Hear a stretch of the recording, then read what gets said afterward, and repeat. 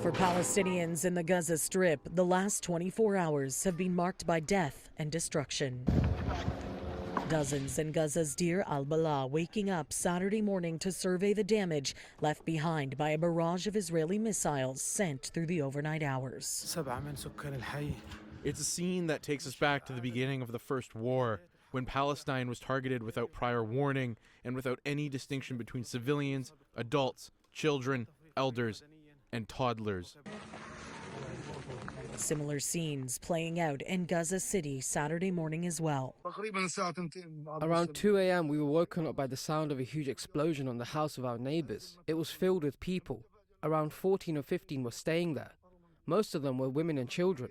They are all civilians. According to Gaza's health ministry, at least 30 people were killed by Israeli strikes across the Gaza Strip on Saturday alone.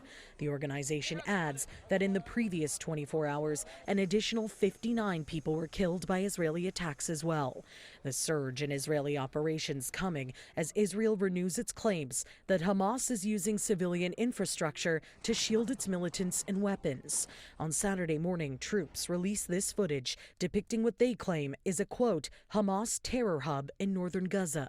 Officials say the area was being used as a hideout, containing anti-tank firing positions, booby traps, and numerous explosives. The location and date of the footage, however, has yet to be verified. Human rights catastrophe. And while troops continue their offensive in Gaza, Israeli leaders are busy defending their decision to ramp up attacks on the Strip's remaining hospitals. Precise operation by the IDF revealed the extent of Hamas's abuse of the facility. Over 240 terrorists were apprehended, including 15 who participated in the October 7th massacre. Earlier this week, the IDF raided the last functioning healthcare facility in northern Gaza, resulting in multiple deaths and hundreds of healthcare staff being taken into Israeli custody.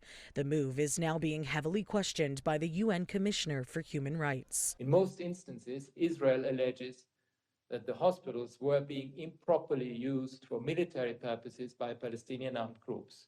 Israel has not provided sufficient information to substantiate many of these claims, which are often vague and broad. In some cases, they appear to be contradicted by publicly available information. The High Commissioner has called for an independent investigation into all Israeli attacks on hospitals, healthcare infrastructure, and medical personnel.